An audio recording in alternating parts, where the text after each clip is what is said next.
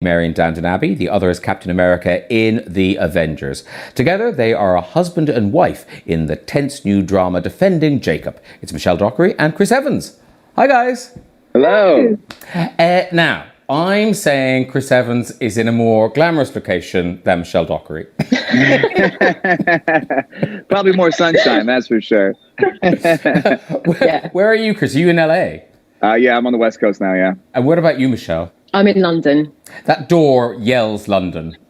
Yeah, or somebody's just going to walk through it, doesn't it? But in your place there, you must have lots of great memorabilia from Downton. Do you have a tiara or a lace doily or anything? You know, I don't have anything. And actually, I was wondering if, I had anything, obviously, because you asked if we did. And I was cooking last night and I'm thinking, surely I've got something. I've got something that I took from set. And then I looked down and my wooden spoon that I was using, it says Mrs. Patmore's kitchen on it.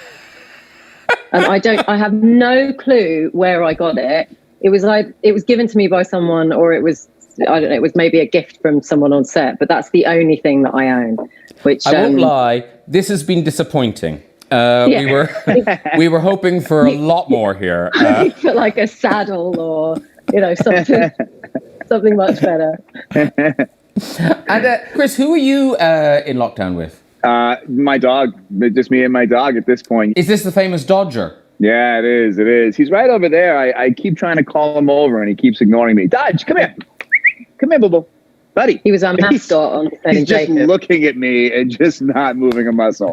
He couldn't be bothered. Is Dodger real? Where is he? Yeah, where is he? Hang on. I miss him. He's right. Ready? He walked away. Oh, there he is. Dodger. There he is. He couldn't be bothered. Yeah. He's sick of quarantine. He's over it. Yeah, it's that thing where like dogs wanted to spend more time with you, just not this much time with you. Yeah, we've crossed over. He's ready to move out. You're still here. So guys, you are together in Defending Jacob. It's new from Apple TV+. So which of you wants to try to do the plot? Like, this is twisty-turny, so good luck, everybody. Michelle, go. Go ahead. No, Chris, go. You were just like waiting for each other. Chris is just like, is she going to talk? Is she going to talk? Well, what's it about? It's about, I play a district attorney, assistant district attorney. Michelle is my wife.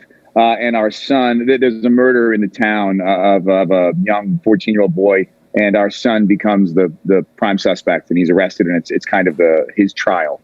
It plays into every parent's worst nightmare, doesn't it, Michelle? Yeah.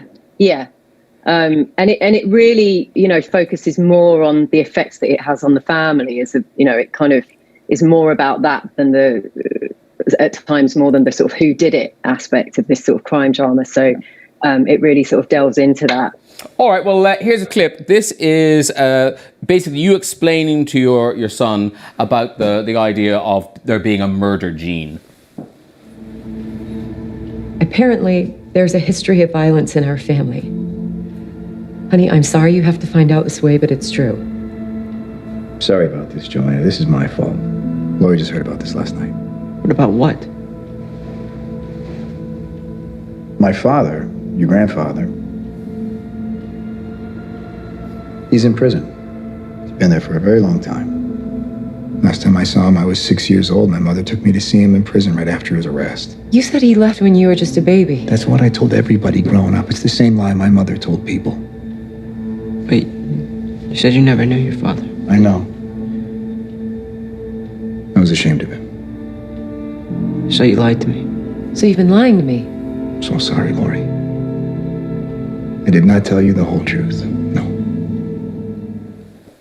So good. So many twists and turns. Really excellent. Now, one of the things you share is that you are both famous for very specific roles. Michelle, presumably, wherever you go, people recognize you from Downton. Oh, yeah. And it's often the type of person sometimes that really surprises me. Like I was in this cab, I got into a black cab, a couple of years ago, and I remember sitting in it and there was this big, like, gangster, sort of burly type driver, and we started chatting, and he said, where are you going? And we're making small talk. And then there was a bit of a pause, and he just goes to me, There's a real shame about your sister dying in series 3. So it's sometimes the type of person you don't quite expect. Or even royalty go to visit. We've got a picture of Kate Middleton. Oh, there yeah. she's on set. Yes. I'm sure they love Marvel too. You know, just because they're royalty sure. doesn't mean they like comic books. You know, what I mean? Come on. That's Prince Harry. Yeah, He's gone now.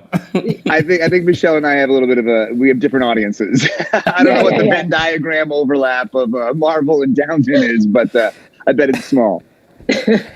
And Chris, is Captain America definitely done? Yeah, I think it's done. I mean, it was a great run, and we went out on such a high note. I mean, what are the chances to have a character span that long a time with that much of a web of stories land on its feet in the final chapter, and to go out on that note, it would be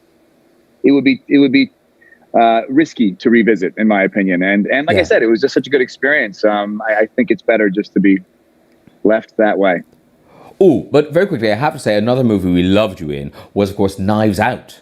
Oh, right. That movie, I mean, it just went gangbusters, didn't it, that movie? Yeah, it did. Well, I mean, people love a good murder mystery, and it's one of those genres that I don't think has been explored as much as maybe some other genres in film. So I think people were really excited about having one done really well. And as well as the plot, you know, people loved the plot of Knives Out, they loved the characters, but they also loved the cable knit sweater.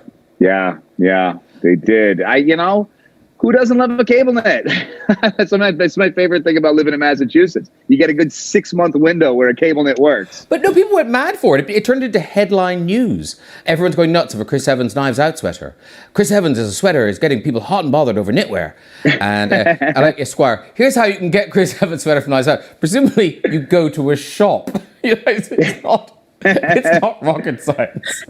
Well, that's my goal in my career, to try and let some sort of prop or inanimate object do the heavy lifting for me and then take all the credit. And presumably you can never wear one again. You know, I do get a little bit of side eyes when I wear one now. It's a little bit of like, oh, yeah, he's wearing a cable, you know, but I figure a couple years, I can't stay away. But someone in your family can wear one. How beautiful does Dodger look? Oh, he hated it. He hated it. And he looked so good in it. But he was, that look is a look of disgust. I think the thing he doesn't like is no sleeves. I think he feels emasculated. A cable knit vest doesn't quite have the same appeal, does it? No. Guys, it's been lovely chatting to you. Defending Jacob is currently streaming on Apple TV+. Chris Evans, Michelle Dockery, thank you so much. Good night. Thanks, guys. Bye. Thanks for having us. Okay, it's time for